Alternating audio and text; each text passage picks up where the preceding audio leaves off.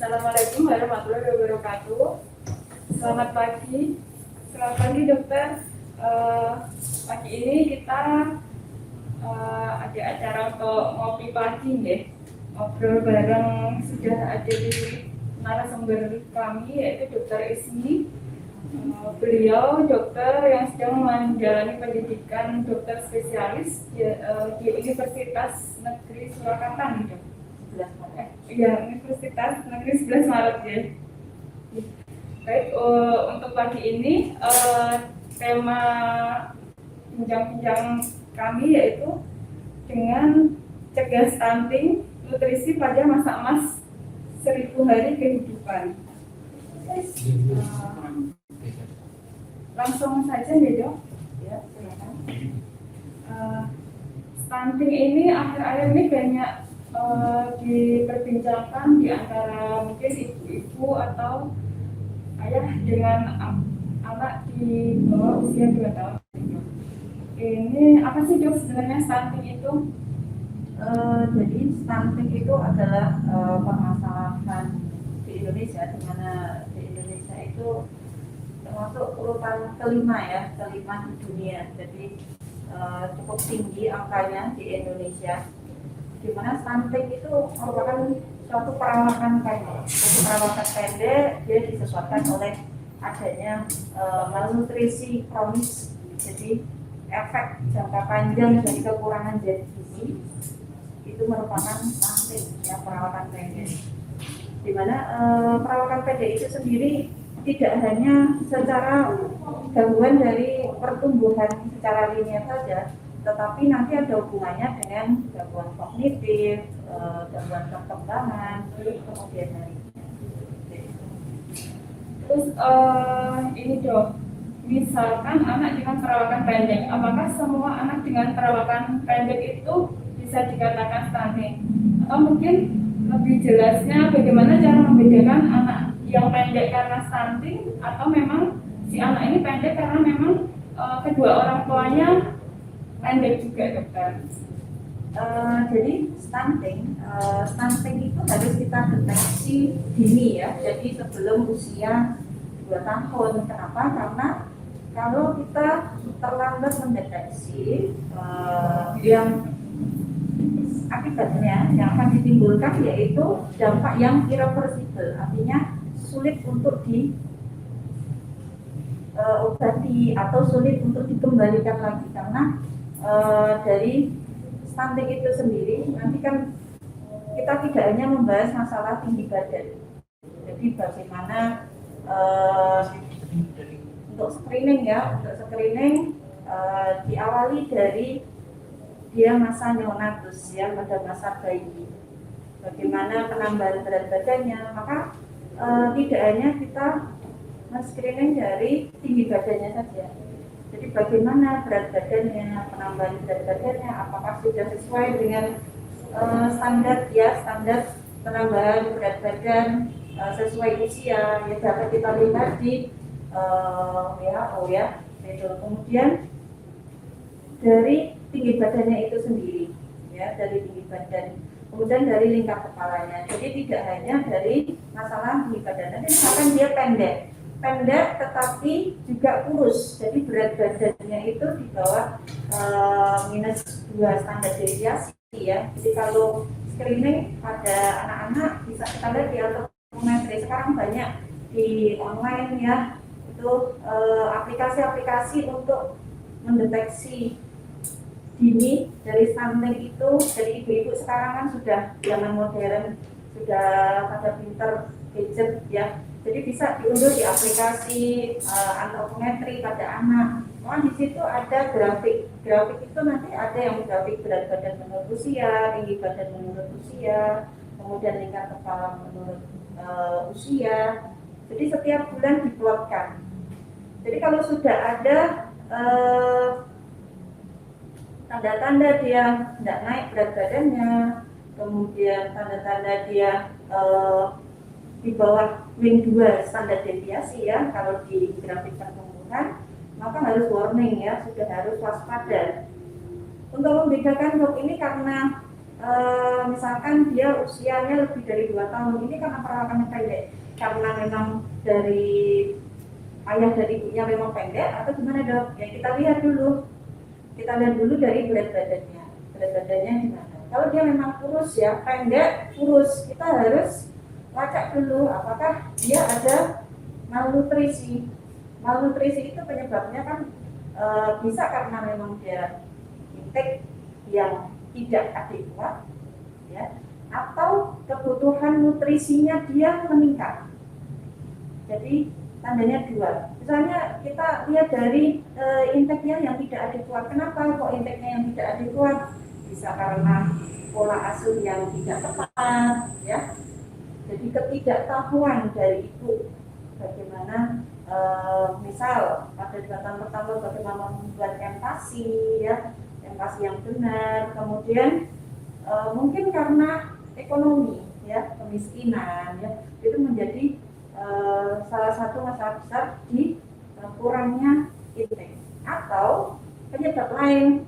Jadi kebutuhan nutrisinya sebenarnya dok ini intake-nya sudah cukup nih dok, tapi kok nggak naik ya berat badannya gitu. Maka kita harus melacak ada nggak nih penyakit-penyakit yang dia menyebabkan nutrisinya kebutuhannya meningkat. Jadi contohnya dia meningkat penyakit kronis misalnya karena satu higienitasnya yang kurang jadi sering diare, kemudian kecacingan, ya gitu. Kemudian atau karena dia tidak diimunisasi jadi sering batuk pilek, dia sering sakit, atau dia ada penyakit-penyakit yang memang dari komunitas, misalnya dia lahir prematur atau berat badan rendah. Kemudian bisa juga karena dia alergi susu sapi. Nah, itu salah satu faktor dia kekurangannya karena dia sebenarnya intake-nya cukup tapi yang diserap berkurang atau kebutuhan metabolismenya meningkat. Ya, seperti itu. Kalau dia berat badan kurus, pendek, kita harus perbaiki dulu untuk malnutrisinya. Gitu. Tapi untuk berat badannya normal dok, misal. Jadi dia pendek, tetapi tidak kurus, berat badannya normal, maka kita harus menilai laju pertumbuhannya. Laju pertumbuhannya normal atau tidak. Laju pertumbuhan itu bisa kita lihat tadi yang dari grafik pertumbuhan. Dari grafik pertumbuhan, apakah dia sesuai garis pertumbuhan atau tidak, ya, seperti itu. Kemudian bisa juga kita lihat dari usia tulangnya.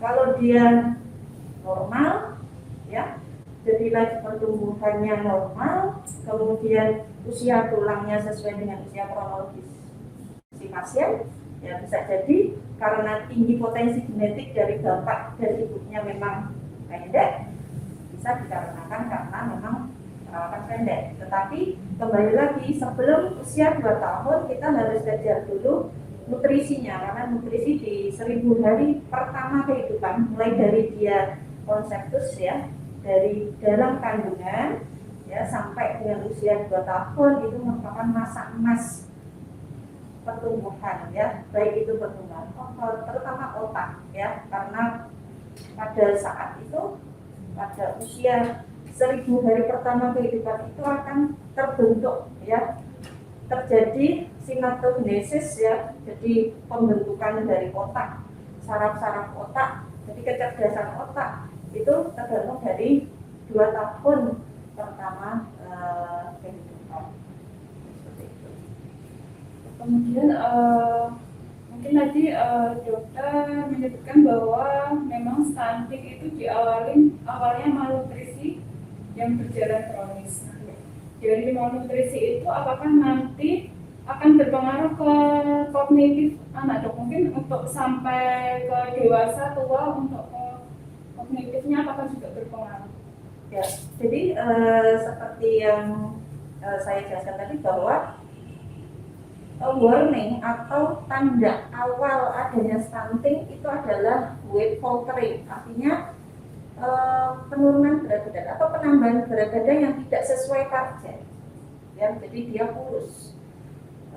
Jadi dari penambahan berat badan yang tidak adekuat, yang nanti lama-lama jadi kurus. Nah, efek jangka panjangnya adalah di tinggi badannya ya, tinggi badan yang pendek di jangka panjang. Jadi makanya untuk screening awal, untuk deteksi dini itu adalah weight faltering, adanya weight faltering. Jadi kalau berat badannya dok naik tapi tidak sesuai garis pertumbuhan ya. Misalkan kalau di buku KIA itu kan ada warnanya hijau ya, kemudian warna kuning, terus ada warna merah ya. Jadi kalau dia naiknya naik tapi tidak signifikan, jadi tidak adekuat, itu menjadi salah satu faktor risiko di kemudian harinya akan menjadi stunting. Apakah berpengaruh di kecerdasan? Nah, jadi berdasarkan penelitian, jadi dengan weight faltering aja itu dia bisa menurunkan IQ sebesar 5 poin. Ya, kalau dia udah stunting, udah terlambat nih, jadi sudah lebih dari 2 tahun, ya sudah tidak bisa diperbaiki, irreversible, ya. IQ-nya itu bisa turun bisa 10 sampai 20 poin, sangat signifikan, ya. Sehingga nutrisi di 2 tahun awal ini harus kita kejar karena pada masa konseptus itu otak itu terbentuk 25%. Nah, 80% volume otaknya dari seorang anak itu akan tercapai pada usia 2 tahun. 2 tahun. Jadi kan kita hanya punya waktu yang singkat, yaitu 2 tahun pertama ya, 2 tahun pertama setelah lahir itu untuk mengejar nutrisi untuk mencegah stunting. Stunting jadi tidak hanya hubungannya dengan perawakan pendek, tapi juga kecerdasan IQ dan juga kognitif dari seorang anak. Karena kalau dia sudah lebih dari 2 tahun, ya sel-sel saraf itu tidak akan lagi berkembang, jadi stagnan. Dapat dikatakan bahwa kekurangan atau malnutrisi di atas 2 tahun itu impactnya, dampaknya itu adalah irreversible, artinya sudah terlambat yaitu untuk mengejar pertumbuhan otak. Berarti tadi yang harus dilakukan seorang ibu dan ayah harus benar-benar memperhatikan nutrisi si kecil di 1000 hari kehidupan awal gitu. Ya. Nah itu mungkin bagaimana cara memberikan nutrisi di 1000 hari kehidupan itu yang baik dan benar. Mungkin dari ASI atau MPASI yang baik dan benar itu bagaimana? Ya, sebenarnya yang dinamakan 1000 hari pertama itu mulai dari dia konseptus ya. Jadi mulai dari pembentukan fetus ya, pembentukan fetus janin, jadi pertumbuhan janin di dalam kandungan sampai dengan usia dia 2 tahun. Artinya sebenarnya pencegahan yang bisa dilakukan oleh kita, oleh tim medis dan juga dari pemerintah, kemudian dari pasien itu sendiri. Ya, kita mulai dari calon ibu ya, calon ibu yang nutrisinya harus dipersiapkan untuk kehamilan ya, tidak hanya cuma asam folat tapi juga nutrisi lainnya juga harus adekuat. Kemudian selama kehamilan juga seperti itu ya, selama kehamilan karena faktor dari ibu sangat berpengaruh. Jadi tidak hanya masalah intake nutrisi pada ibu hamil, tapi juga infeksi, jadi mencegah infeksi pada ibu hamil, mencegah kelahiran prematur, kemudian mencegah adanya IUGR ya, jadi perkembangan janin yang kurang baik itu kan penyebabnya banyak faktor ya, termasuk peran ayah juga, misalnya paparan asap rokok, jadi ayah tidak boleh merokok ya, seperti itu sangat berpengaruh pada perkembangan dari janinnya. Kemudian setelah lahir pada periode neonatus ya, pada periode bayi, maka yang strategi yang kita lakukan ya pertama tentunya adalah IMD ya, inisiasi menyusui dini ya, sesegera mungkin ya, 1 jam pertama setelah lahir. Kemudian ASI eksklusif selama 6 bulan ya, ASI eksklusif. Kita harus tahu, ibu harus tahu apakah ASI saya cukup atau tidak. Apakah ASI saya termasuk ini sudah ada kuat nih, jadi ibu harus tahu tanda kecukupan dari ASI. Bagaimana dok tanda kecukupan dari ASI? Ya, untuk menyusui paling tidak ya paling lama atau jarak paling lama adalah 3 jam sekali ya, tapi direkomendasikan setiap 2 jam selalu disusui dan gantian payudara kanan dan kiri. Bagaimana posisinya, perlekatannya yang benar itu ibu dari bidan atau dari dokter harus diajari ya seperti apa perlekatan yang benar. Kemudian tandanya kalau ASINya cukup bagaimana? Ya bayi setelah menyusui, setelah menyusu dia akan tertidur pulas. Nanti kalau dia bangun dia tampak juga, dia tidak rewel seperti itu. Kemudian kencing ya, buang air kencing, buang air kencingnya sehari kurang lebih 6 sampai 8 kali, warnanya jernih. Kemudian BAB-nya paling tidak 3 sampai 4 kali sehari seperti itu. Kemudian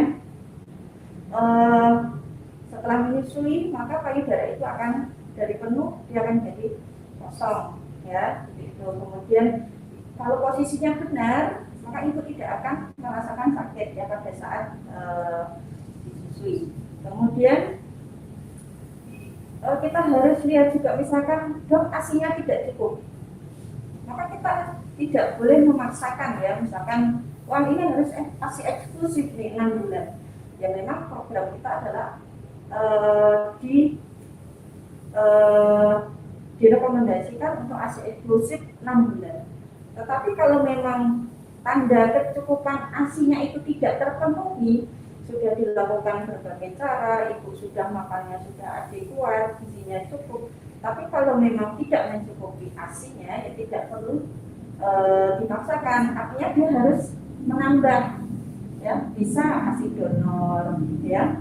Kemudian kalau tidak ada ASI donor, memang ASINya benar-benar tidak cukup, bisa ditambahkan dengan susu formula standar ya seperti itu. Itu pada masa neonatus ya, pada masa bayi. Kemudian pada masa dia sudah harus pengenalan empasi ya, empasi pada usia 6 bulan. Rekomendasi dari WHO adalah usia 6 bulan dengan kita melihat adanya tanda-tanda dia kesiapan empasi ya. Bagaimana sih dok tanda-tanda anak ini sudah boleh ya, sudah boleh diberikan empasi ya? Ada beberapa tandanya. Yang pertama yaitu kepala ya, kontrol kepala. Jadi dia lehernya sudah bisa tegak, sudah bisa duduk sendiri ya, jadi tanpa bantuan. Kemudian refleks dia menjulurkan lidah, kemudian refleks muntahnya itu sudah berkurang. Dan misalnya ibunya makan udah mulai kepo nih, jadi dilihat-liatin ya, kemudian dia mencoba meraih makanan ya seperti itu. Jadi dia sudah ada rasa keinginan ya, jadi selera makannya meningkat, dia tampak lapar ya, itu merupakan tanda kesiapan empati seperti itu. Kemudian kalau empati ya satu lagi ya, jadi harus empati itu sendiri harus tepat waktu ya, usia, kemudian harus aman. Aman itu maksudnya higienitasnya terjaga, kemudian dari adekuat ya, jadi bagaimana isinya ya, isinya adekuat secara kualitas dan kuantitas dari empati itu sendiri. Dan yang terakhir adalah responsif, jadi tidak boleh kita memaksa anak untuk makan ya gitu. Nanti ada bagaimana sih dok empati yang benar ya seperti itu. Sebenarnya misalkan ya beberapa, jadi trennya masyarakat Indonesia kan ada yang namanya empati, ada yang single ya, tunggal, misalnya pisang ya, kadang-kadang cuma beli pisang di rumah ya itu. Sebenarnya yang bagus seperti apa sih dok? Jadi berdasarkan rekomendasi WHO sebenarnya kalau untuk empati ya, empati tunggal itu sebenarnya tidak direkomendasikan ya. Jadi dengan alasan biar mengenal rasa atau gimana, sebenarnya kalau untuk WHO tidak direkomendasikan. Jadi Kenapa? Karena kalau menu tunggal itu zat makro mikronutriennya ya, zat gizinya sulit untuk terpenuhi secara optimal, sehingga disarankan ya tetap untuk ada komposisinya, karbohidrat, protein, lemak, dan juga ditambahkan dengan sayur dan buah sebagai mikronutriennya. Sebenarnya kalau untuk empasi banyak ya sekarang, ada yang homemade, ada buat sendiri atau beli ya. Iya. Ada yang beli, kan ada yang misalnya online atau apa gitu, kemudian ada yang buatan pabrik. Ya, sebenarnya semuanya ada kelebihan kekurangan masing-masing ya. Dok, ini saya mau pilih boleh yang mana sih dok? Itu kembali lagi ke orang tua ya. Ya, kalau orang tuanya punya waktu di rumah membuatkan sendiri ya, membuat sendiri ya bisa dibuatkan sendiri ya, dengan terutama yang pasti itu sebenarnya adalah masalah tekstur ya. Jadi kalau komposisi ya lengkap, karbohidrat, protein, lemak, vitamin, mineral ya. Kalau untuk yang pasti bedanya nanti adalah pada usia. Jadi 6 sampai 8 bulan adalah teksturnya adalah tekstur bubur ya, tekstur bubur. Kemudian kalau 9 sampai 11 bulan bisa lebih kasar ya. Jadi mainnya tekstur kasar, jadi dicincang ya, dicincang begitu, atau kalau nasi tim ya, begitu. Kemudian kalau lebih dari 1 tahun dan 12 bulan ke atas, maka ya sudah diberikan makanan keluarga. Makanan keluarga itu ya apa yang dimakan oleh keluarga ya, seperti itu. Nasi, lauk ya, sayur, seperti apa yang dimakan oleh satu keluarga sama ya. Jadi dengan berbagai macam merek, yaitu kelebihannya adalah adanya fortifikasi dan zat gizi mikro ya, seperti besi, kalsium ya, seperti itu. Jadi ada tambahan terukur juga ya, lebih terukur, adanya fortifikasi dan zat gizi mikro ya, jadi itu lebih terukur, kan ada berapa persen ya, seperti itu. Itu adalah kelebihannya yang kemasan ya, jadi buatan pabrik. Kemudian kalau buatan sendiri ya harus aman artinya cuci tangan dulu ya, dijaga higienitasnya antara bahan yang mentah sama bahan yang matang itu harus dipisah. Kemudian bagaimana penyimpanannya di kulkas seperti itu. Kemudian airnya yang digunakan juga ya, cara memasaknya yang benar dan yang bersih seperti itu. Ya sebenarnya kalau untuk makanan rumahan buatan sendiri dibandingkan dengan yang beli misalkan ya, misalkan yang beli di luar, bukan pabrik maksudnya, non pabrik ya, sebenarnya untuk komposisi ya, komposisi kan kita lebih mantep, kita benar-benar ini adalah isinya, misalnya isinya sama ya kan, kita tahu bahwa ini isinya sama. Kalau untuk yang beli kan kita tidak tahu kan, jadi kualitasnya itu memang baik atau tidak ya. Kemudian apakah memang isinya sesuai dengan yang kita harapkan, sesuai dengan prosedur yang benar ya, apakah prosedurnya bersih, kan seperti itu. Untuk yang di luar ya mungkin kekurangannya seperti itu, tapi kembali lagi ke orang tua ya, bebas menentukan pilihan ya. Tadi tentang tekstur ya dok ya, tadi dokter Ismi mengatakan bahwa ketika anak 6 bulan itu kita kasihnya bubur ya, nanti usia 8 bulan ke atas kita mulai kasih mungkin nasi kena. Misalkan nih dok, ketika misal anak 7 bulan kita mulai kasih tekstur tim, itu apakah boleh kita kasih terlalu cepat atau mungkin terlambat?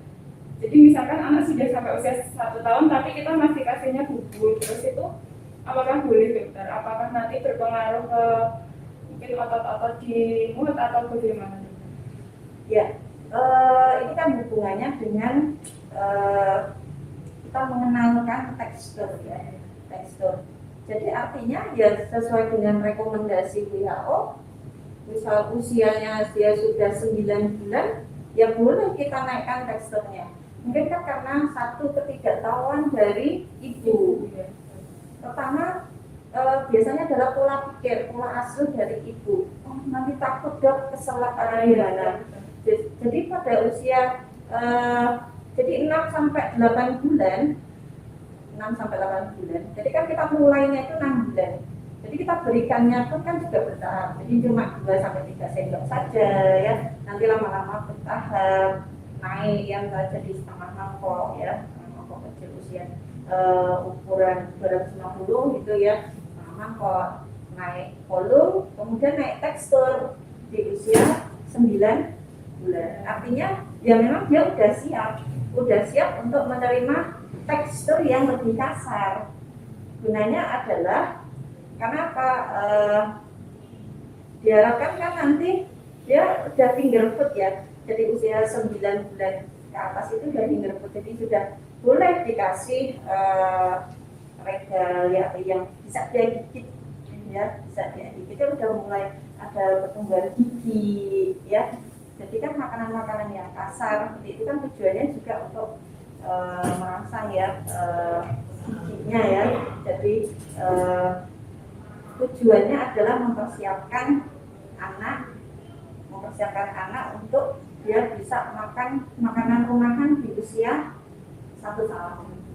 Jadi kalau usia 1 tahun itu masih bubur dong, masih belum bisa, ya pertanyaannya adalah apakah ibu sudah paham ilmu seperti itu atau belum ya? Apakah ada misalnya kan ada pola pikir ataupun dari pendapat si ibu itu sendiri, ini ketakutan dari ibu itu sendiri, nanti saya takut ini dok. Nah kalau memang pada usia tersebut 1 tahun itu belum bisa tekstur yang lebih padat, ya kita harus cari tahu nih, ini memang karena pola asuhnya yang tidak benar atau ada masalah di bayinya, ya itu ada masalah apa gitu. Misalnya dok setiap ini lebih kasar muntah, misalnya seperti itu. Ya kita harus curiga ini ada masalah di saluran pencernaan apa tidak ini, gitu ya. Ada masalah di pencernaan apa tidak? Berarti masalah tekstur. Ya kalau setiap dikasih misalnya tekstur yang lebih kasar muntah dok, maka kita harus lacak, jangan sampai terlambat. Artinya kita harus pikirkan ya, waspada penyakit-penyakit terutama di saluran pencernaan ya, apakah memang dia bermasalah atau tidak, jangan sampai terlambat. Karena apa? Karena sudah usia 9-10 bulan itu dia belum bisa ini ya naik tekstur, silakan konsultasi ke dokter. Ada masalah nggak ini di saluran pencernaan? Daripada nanti terlambat, karena kita kan mengejar 2 tahun pertama ya awal. Kalau cuma ASI saja, ya otomatis secara kuantitas dan kualitasnya sudah tidak memenuhi kebutuhan nutrisi. Tadi kan kalau terlambat berarti sebisa mungkin jangan ya dok ya. Ya. Nah kalau misalkan diberikan lebih awal, apakah boleh dokter? Ya untuk rekomendasinya, kenapa WHO itu merekomendasikan ya usia 6 bulan ya, usia 6 bulan karena kesiapan dari pematangan dari usus itu sendiri ya, dari saluran pencernaan. Jadi pada usia kurang dari 6 bulan itu tekstur yang bisa atau aman dicerna oleh lambung dan usus itu adalah cair ya, bentuknya cair. Jadi misalkan kurang dok, ini usia 4 bulan tapi dia kurang, dia sudah tambahin saja susu formula seperti itu. Jadi kalau misalkan takutnya adalah nanti terjadi masalah pencernaan yang misal ya paling sering terjadi adalah intussusepsi ya, jadi usus masuk ke dalam usus ya, seperti itu. Yang ditakutkan adalah seperti itu karena memang dia belum ready ya, belum siap untuk menerima tekstur yang lebih kasar seperti itu. Jadi memang rekomendasi dari WHO adalah usia mulai dari usia 6 bulan. Jadi diusahakan sesuai dengan rekomendasi ya dok. Ya. Naik tekstur pun harus sesuai dengan usia ya. Naik tekstur sesuai dengan usia yang direkomendasikan. Kemudian ini dok, untuk MPASI itu kan berarti dia untuk proporsi. Misalkan anak ini dia MPASI-nya sedikit nih, cuma dia ASI-nya masih kenceng. Nah itu proporsinya bagaimana dok? Nanti apakah seiring dengan bertambahnya usia itu proporsinya berbeda atau mungkin selama dia yang penting kenyang, misalkan makannya sedikit nggak apa-apa, yang penting ASI-nya banyak kan dia cukup kenyang, itu bagaimana dok? Ya. Jadi ada pembagian ya proporsi antara MPASI dengan ASI. Ya. Pada awal-awal jadi usia 6 sampai 8 bulan, maka proporsi dari ASI itu dia masih dominan. Jadi sekitar 60 sampai 70%, ya. Sisanya adalah MPASI, karena MPASI ini sendiri pada usia 6 sampai 8 bulan ya paling kita cuma berikan sekitar 2 kali sehari ya. 2 kali sehari. Sisanya adalah ASI. Misalnya kita tujuannya adalah mengenalkan dulu ya, pengenalan. Jadi pada awal-awal ya paling cuma 2 kali sehari. Seperti itu. Kemudian pada udah trimester naik lagi ya, 9 sampai 11 bulan 50-50. Jadi antara MPASI dengan ASI ya sekitar 50% ya, atau 40-60% ya, seperti itu.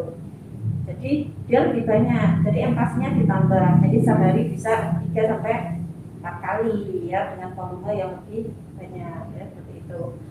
Biasanya sekitar setengah mangkok ya, kecil, berat 250 seperti itu. Kemudian boleh ditambah dengan makanan selingan ya, finger food seperti itu, usia 9 sampai 11. Nah, nanti pada usia lebih dari 1 tahun, 12 bulan ya, itu nanti adalah proporsinya adalah 70-30, lebih banyak MPASI-nya.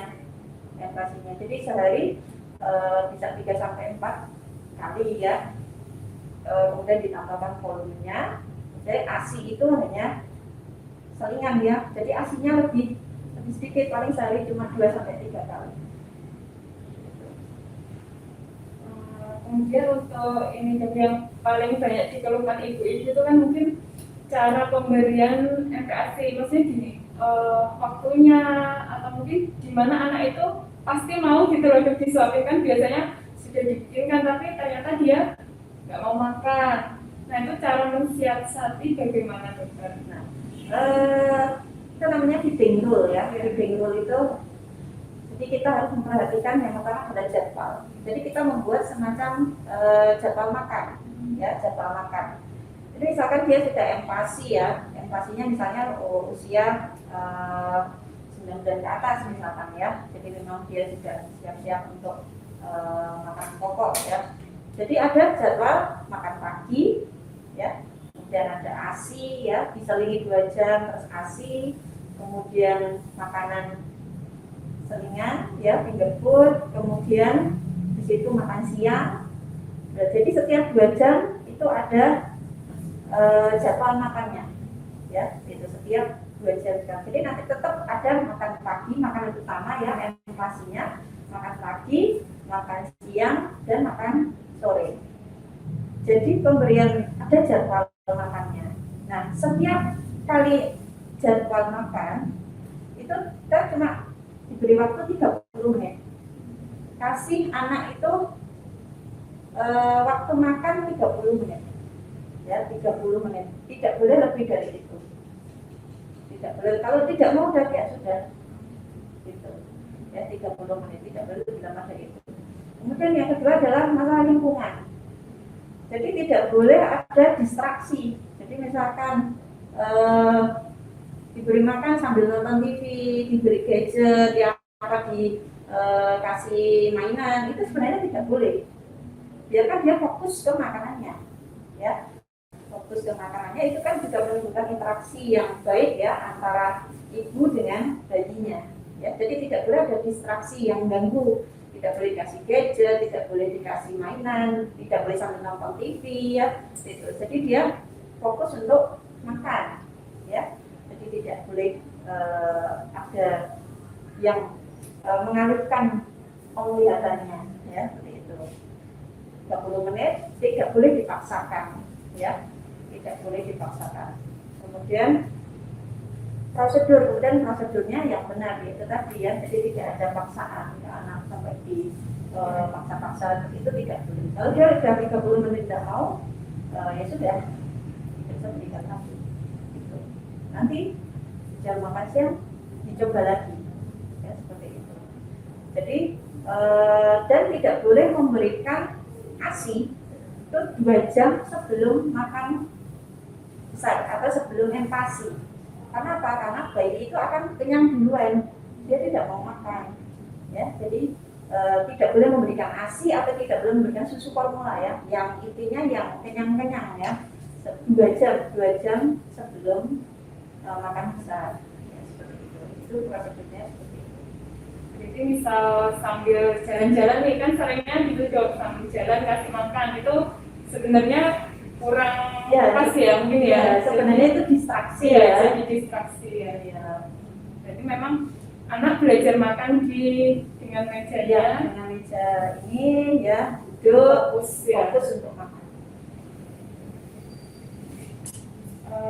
Baik, mungkin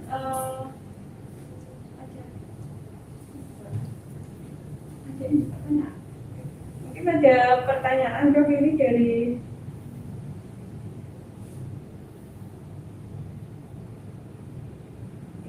ada pertanyaan ya dari teman-teman di YouTube ini. Saya bacakan ya dok. Ya. Izin bertanya, menurut dokter, kontribusi apa yang dapat dilakukan rumah sakit dalam pencegahan dan penanganan stunting? Mengingat Blora merupakan kabupaten lokus stunting, dokter. Ya. Jadi kita sebagai medis ya, dan juga para medis di sini dan juga didukung oleh pemerintah tentunya ya, yang bisa kita lakukan jadi sebagai tim medis, para medis ya, tentunya dimulai dari ANC ya, ANC ya, dimulai dari ANC, kemudian tambahan suplementasi untuk ibu, bagaimana nutrisinya, kemudian deteksi dini adanya infeksi pada ibu, seperti itu. Kemudian setelah lahir pada masa neonatus, ya ini peran penting ya, misalnya untuk ibu bidan ya di Kariper ya, pastikan sebelum pulang, jadi sebelum pulang itu ibu harus tahu bagaimana caranya menyusui yang benar ya. Kalau untuk IMD kan sudah rutin ya, kalau tidak ada kontraindikasi kan pasti akan dilakukan.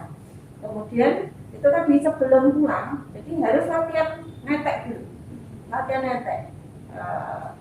Kan ada waktu ya, ada waktu mungkin kalau lahir secara normal itu kan 1 hari 1 malam, itu kan ada waktu kita ngajari ibunya bagaimana sih posisi menyusui yang benar, pelekatannya. Nanti kita edukasi, Bu, ini tandanya kalau ASINya cukup itu bagaimana, kalau ASINya kurang itu bagaimana. Jadi kita harus tahu dulu, jadi dari medis, para medis ya, dari bidan dan juga ini tim rumah sakit ya. Jadi harus ada pengetahuan ya, pengetahuan yang baik tentang bagaimana menyusui yang benar. Kemudian tanda waspada ya, red flag. Jadi tanda waspada harus diterangkan ke ibu. Ini bu tanda-tandanya kalau bayinya ASINya kurang. Ya. Terus apa yang harus ibu lakukan? Seperti itu harus diedukasi kepada ibu ya, terutama sekarang kan banyak ibu udah lahir prematur dan sebagainya kan cukup banyak ya di sini. Jadi perawatan bayi yang benar ya di rumah seperti apa, kemudian diterangkan di KMS-nya kan ada buku pink ya, jadi ada buku KIA itu kan ada grafik ya, ada grafik antropometri ya, pertumbuhan itu kan sekarang udah lengkap tuh, yang terbaru kan udah ada BB Perku, ada panjang badan per usia, kemudian ada lingkar kepala usia kan sudah lengkap. Jadi karena sekarang masa pandemi ya, masa COVID mungkin tidak semua ibu itu ke posyandu, mungkin tidak ada posyandu ya, mungkin posyandu belum aktif ya, maka ibu paling tidak dia harus tahu bagaimana cara memperlakukan ya. Misalkan dia ke bidan misalnya tiap bulan untuk nimbang ya, nimbang berat badan bayinya ke bidan setempat atau ke puskesmas, kemudian diplotkan ya, diplotkan di kartu buku KIA-nya. Jadi kalau dia nggak naik ya, kalau dia nggak naik atau malah turun atau naiknya tidak signifikan ya, maka harus dicari tahu ini penyebabnya apa, apakah ASI-nya kurang atau tidak ya, begitu. Jadi kita lebih aktif lagi, lebih giat lagi, baik dokter, bidan ya, untuk buku KIA ini, terutama di grafik antropometrinya. Kita harus screening tiap bulan ya, penambahannya apakah sesuai dengan target atau tidak. Kalau buku itu kan lebih gampang ya. Jadi kalau dia di bawah min 2 SD, di bawah min 2 standar deviasi, ya harus segera dirujuk atau di tata laksana ya, sesuai dengan apa nih penyebabnya atau masalahnya. Ini ada pertanyaan kedua dokter dari Ibu Rispartianti. Mohon izin bertanya dokter, rata-rata bayi BBLR itu stunting. Kapan mulai bisa diberikan obat?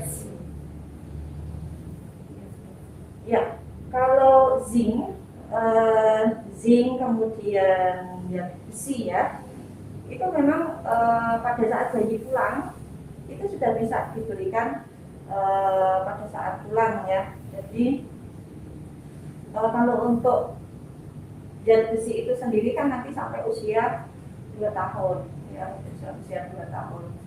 Nanti untuk zinc dilihat perkembangannya, tiap bulan kan tetap harus, kalau untuk bayi-bayi BBLR itu kan tetap harus ya, tetap harus dipantau di bidan setempat ya, paling tidak bidan setempat di puskesmas gitu ya. Jadi tetap bisa langsung diberikan ya mikronutrien, zinc, kemudian besi itu bisa langsung diberikan.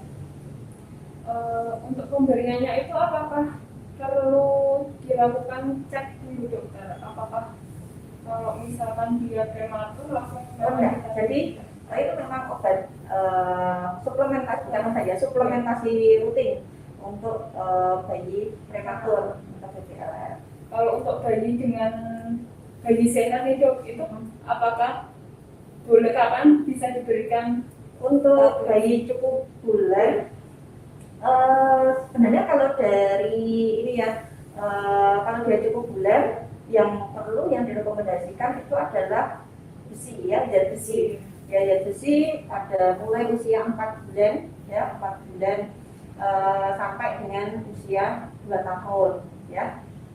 Karena untuk yang cukup bulan, artinya suplementasi itu dibutuhkan atau tidak ya, dibutuhkan atau tidak. Kalau memang dari asupan dari ASI-nya cukup, dia juga tidak ada masalah saat di dalam kandungan, maksudnya dia cukup bulan juga tidak ada masalah. Jadi cukup dengan ASI eksklusif, kemudian suplementasinya besi ya. Pada usia 4 bulan nanti kan ada jadwal vitamin A yang usia 6 bulan ya, seperti itu. Ini satu lagi ya dok. Satu lagi dari Ibu Dian Laili Istighfarani. Pagi dok, saya mau tanya, apakah bubur bayi yang dijual franchise itu benar-benar aman untuk bayi? Ya, kembali lagi ke sebenarnya higienitas ya, kan aman atau tidak. Yang itu kan sebenarnya yang pertama dari yang paling signifikan atau cukup menjadi perdebatan adalah keamanan ya, keamanan dari segi higienitas. Ya, kan kita tidak tahu dia membuatnya jam berapa ya, kemudian cara pembuatannya seperti itu, apakah memang sudah benar-benar menjaga higienitas ya, bahan-bahannya apakah masih fresh atau misalkan itu tadi ya, kalau misalkan dia di luar, kan kalau makanan empasi itu kan paling enggak di luar cuma 2 jam, jadi udah jadi ya segera diberikan. Paling enggak kalau di luar itu cuma 2 jam ya, setelah itu kan kontaminasi dari kuman ya, terutama salmonella, E. coli itu kan besar ya, jadi ya kembali lagi ke orang tua ya, kalau memang ini kalau untuk aman apa tidak ya tergantung kembali lagi ke tiap-tiap ini ya, tidak semua franchise kan kayak gitu ya. Ya seperti itu, kembali lagi apakah dia terpercaya atau tidak ya, sesuai misalnya rekomendasi dari misalkan tetangga ini udah tahu caranya buat seperti apa, itu terpercaya ya silahkan ya. Kembali ke ya kekurangannya adalah yaitu tadi kita tidak tahu ya apakah aman secara higienis atau tidak, dan juga isinya apakah memang misalnya bubur salmon atau apa gitu ya, itu kan belum tentu juga isinya salmon seperti itu. Jadi kembali lagi adalah kepercayaan ya, kepercayaan dari masing-masing individu ya. Kalau dia udah oh saya tahu kok cara buatnya begitu, benar itu bersih ya, dapurnya bersih, cara buatnya itu langsung dibuat ya, tidak dari semalam kan gitu, atau tidak dari kemarin diangetkan lagi ya, seperti itu silakan, tidak masalah. Berarti intinya si orang tua ini tahu ya Dok ya, ini yang dijual ini benar-benar higienis apa Ya. terus kandungannya bagaimana ya Dok ya, Ya. selama itu baik ya aman saja gitu ya. Karena keterbatasan waktu ya Dok, mungkin sebelum kita tutup Lagi ke nutrisi di 1000 hari pertama kehidupan, dampak atau impact jangka panjang ya. Artinya kalau kita terlambat untuk memberikan nutrisi yang benar, nutrisi yang baik untuk anak ya, akibat ketidaktahuan atau kesalahpahaman ya dari orang tua, dampaknya adalah irreversible ya. Dampak adanya malnutrisi itu adalah irreversible. Jadi sebisa mungkin kita cegah ya. Bagaimana pencegahannya? Ya seperti yang kita jelaskan tadi, nutrisi pada saat hamil, kemudian nutrisi pada masa bayi neonatus sampai dengan usia 2 tahun itu sangat penting ya, sangat perlu diperhatikan. Kalau ibu lemah, caranya adalah cara yang paling gampang adalah diplotkan ke buku KIA, karena semua ibu kan punya buku KIA ya, itu gampang, jadi cuma memplotkan aja. Untuk gampangnya silakan setiap bulan ke bidan atau ke puskesmas atau ke posyandu ya, untuk masa balita ya, ke posyandu apakah berat badannya itu sudah sesuai dengan grafik atau tidak ya, sudah sesuai grafik atau tidak. Kalau tidak sesuai grafik harus dilakukan intervensinya seperti apa, silakan konsultasi ke dokter ya. Gampangnya seperti itu. Yang paling penting adalah screening awal. Ibu diajari sekarang banyak ya gadget-gadget ya, di aplikasi, silakan download. Untuk sekarang sudah canggih, boleh, atau untuk yang di perifer bisa pakai buku KIA ya, sekarang sudah lengkap. Baik, sangat jelas sekali ya penjelasan dari Dr. Ismi, dari mulai cara screening sampai pemberian MPASI dengan baik dan benar. Terima kasih dokter atas ilmu dan sharingnya pagi hari ini. Kami tutup ya. Assalamualaikum warahmatullahi wabarakatuh.